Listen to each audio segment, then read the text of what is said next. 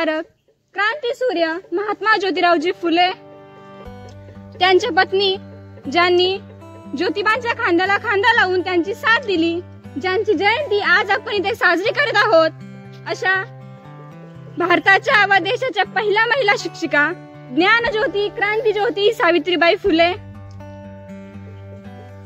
या देशात आपल्या भारताचे संविधान 2 वर्ष 11 महिने 18 दिवस एवढा कालावधीत त्यांनी त्यांचे जीवाचे अमूल्य वेळ आपल्या भारताचे संविधान लिहून आपल्यासाठी दिले।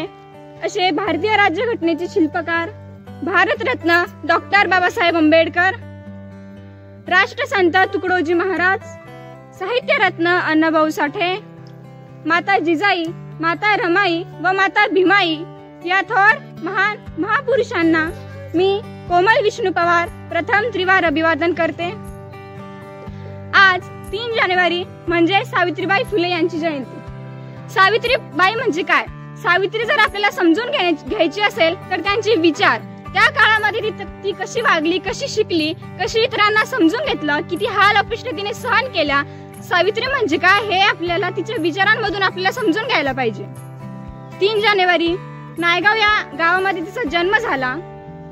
तिचा जन्म झाल्याच्या वेळेस त्या काळची परिस्थिती अशी होती की त्या काळी 4 जाती मानल्या जायच्या: ब्राह्मण, क्षत्रिय, वैश्य आणि शूद्र। ब्राह्मण ही सर्वात उच्च जात होती, म्हणजे खालचे जे 3 जाती होत्या ह्या सर्वांनी ब्राह्मण समाजाची सेवा करायची। सर्व जे अधिकार आहेत ते फक्त ब्राह्मणांनाच। दुसरे जे आहे ते म्हणजे क्षत्रिय, यांना ब्राह्मण समाजाच्या थोडी खाली त्यांना अधिकार होते, म्हणजे जे वैश्य आणि शूद्र आहे त्यांनी क्षत्रियांची सेवा करायची। 3ऱ्या नंबरवर आहे वैश्य। वैश्य आणि शूद्र ही सर्वात खालची जात आहे। वैश्यांना थोडीफार अधिकार होते, परंतु शूद्र जे आहे त्यांना अत्यंत खालची तुच्छ मानले जायचे आणि त्या समाजामध्ये सावित्रीबाई फुले यांचा जन्म झाला। सावित्रीबाई फुले ह्या लहानपणीपासून हुशार तर होत्याच, म्हणजे त्यांना लहानपणी लिहिता वाचता येत नव्हतं। असेच एके दिवशी जेव्हा त्या बाजारामध्ये गेल्या, बाजारामध्ये जात असताना त्यांना एक ब्रिटिशांनी पुस्तक म्हणून भेट दिलं, तेव्हा त्यांना ते पुस्तक वाचण्याची आवड निर्माण झाली, परंतु त्यांना लिहिता वाचता येत नव्हतं। तेव्हा त्यांनी ठरवलं की आपण शिकलं पाहिजे आणि ते पुस्तक आपल्याला वाचता आलं पाहिजे। नंतर जेव्हा त्या मोठ्या होऊ लागल्या, जेव्हा त्यांचा विवाह ज्योतिराव फुले यांच्याशी झाला, तेव्हा त्यांना शिक्षणाचं खरं महत्त्व समजलं की शिक्षण म्हणजे काय हे त्यांना ज्योतिराव फुले यांच्याकडून समजलं। ज्योतिराव फुले यांनी सावित्रीबाईंना शिकवलं। अ आई पासून ते ABCD पासून पूर्ण त्यांनी शिक्षण म्हणजे काय हे सावित्रीबाईंना दिलं आणि तिच्याकडून वचन घेतलं की आपण दोघे शिकले तर आपण दोघे या समाजाला शिकवू आणि दोघे या समाजातल्या ज्या मुली वावरत आहेत त्या सर्वांना समोर नेऊ।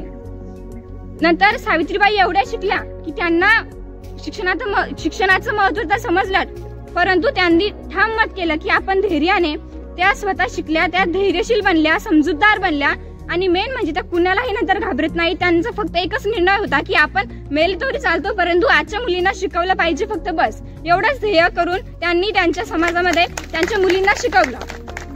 असंच त्या शिक्षणाला जात असताना काही जे ब्राह्मण समाज किंवा ज्यांच्या वरचे जे अधिकार होते त्या माणसांनी त्यांच्या अंगावर शेण दगड माती कोणी खरगडाई फेकायचे, तरी त्यांनी एवढे हाल अपेष्ट सहन करून त्या थोडशाही डगमगल्या नाही आणि त्या त्यांच्या वाटेला जाऊ लागल्या। असेच एके दिवशी परंतु त्यांचे जे माणसं होते त्यांना सावित्रीबाईंची अत्यंत चीड येऊ लागली, कारण की तेव्हा मुलींना आणि बायांना शिक्षणाचा अधिकार बिलकुल नव्हता, परंतु तरीही त्या जायच्या, कारण त्यांनी ठाम मत केलेलं होतं। असेच एके दिवशी जेव्हा त्या जाऊ लागल्या, एक मनुष्य त्यांच्या समोर आला आणि ठाम करून त्यांना म्हणालं की तुम्ही मुलींना शिकवायला जायचं नाही, कारण मुलगी शिकणं हे पाप आहे। त्यांनी दोन कानाखाली आवाज काढली आणि सांगितलं, मी आज फक्त तुला मारलंय, उद्या जर तू परत आला तर इथली जी जमीन आहे ती रक्ताने सांडवेल। नंतर जे शेजारचे ते माणसं पाहत होते त्यांनी नंतर सावित्रीबाईच्या समोर जाण्याची हिंमत सुद्धा केली नाही।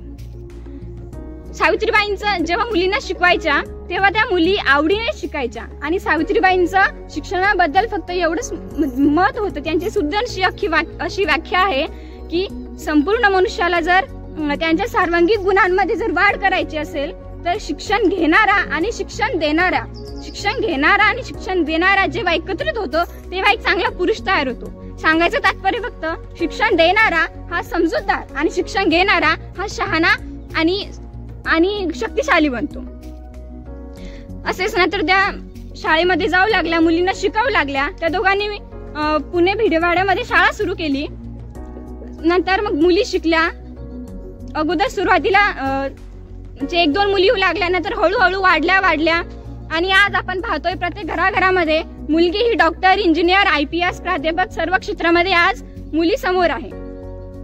म्हणजेच अगदी पुरुषांच्या खांद्याला खांदा लावून स्त्री ही आज आहेच. नंतर जेव्हा महात्मा फुले आणि सावित्रीबाई फुले या दोघांनी यशवंतराव नावाचा मुलगा दत्तक घेतला, तेव्हा जो मोठेपणी तो डॉक्टर बनला. त्या काळी प्लेग नावाची साथ आली होती.